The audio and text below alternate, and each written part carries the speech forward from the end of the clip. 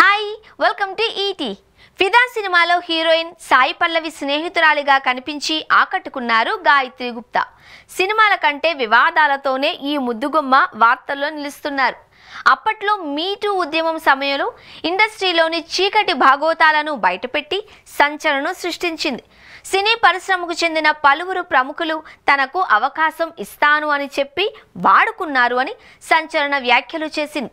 ఇటీవల ఓ ఛానల్కి ఇచ్చిన ఇంటర్వ్యూలో గాయత్రి గుప్తా తన రిలేషన్స్ గురించి బయటపెట్టింది. ఒకప్పుడు ఆడవాళ్లు ఇంటికి కిచెన్కు పరిమితం అయ్యేవారు అని ఇప్పుడు సొసైటీలోకి వస్తున్నారు.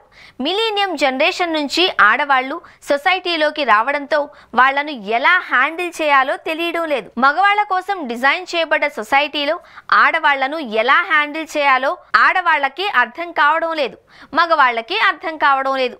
ఒక జార్లో నల్ల చీమలు ఎర్ర చీమలు వేసి షేక్ చేసేస్తే రెండు రకాలు కొట్టుకుంటున్నాయి తప్పించి సొసైటీ షేక్ అవుతున్న విషయాన్ని ఎవరూ అర్థం చేసుకోవడం లేదు. మగాడు బయట తిరిగొచ్చి ఆడదాన్ని వేధిస్తాడు, ఆడది ఎప్పుడూ బయటకు చెప్పుకోలేదు. అమ్మమ్మలు నానమ్మలు తగ్గుతూ వచ్చారు. ఇప్పుడు మగాడికి ఆడది ఏ విషయంలోనూ తక్కువ కాదు, వాల్యూ ఇవ్వడం లేదు, రెస్పెక్ట్ దొరకడం లేదు అని మనసులో పెట్టుకొని పెరుగుతారో వాళ్లే క్రిమినల్స్గా తయారవుతారు అని గాయత్రి గుప్తా అన్నారు. చిన్నప్పటి నుంచి అమ్మాయిల్ని చూస్తే కూడా నాకు మంచిగా అనిపించేది. ఎక్కువగా నేను అమ్మాయిలకే అట్రాక్ట్ అయ్యేదాన్ని. చిన్నప్పటి నుంచి అమ్మాయిలకు పెళ్లి సంసారం అనేవి ముఖ్యము అని మనకి నేర్పిస్తూ పెంచుతారు. అమ్మాయిలకు చివరి లక్ష్యం పెళ్లి.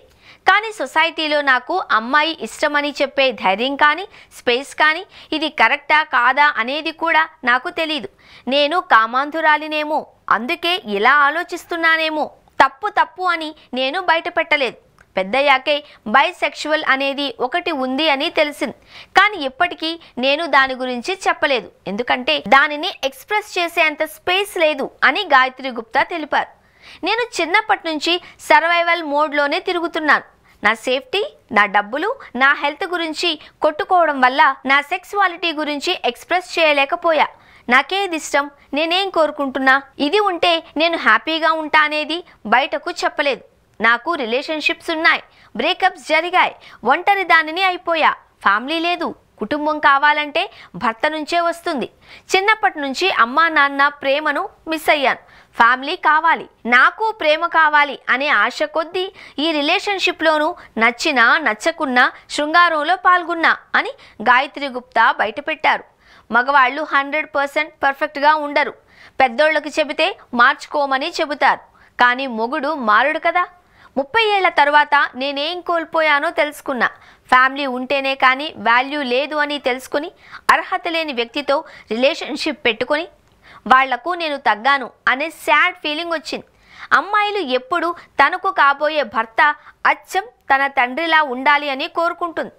అబ్బాయిలు ఎప్పుడు అమ్మలాంటి అమ్మాయిని కోరుకుంటారు.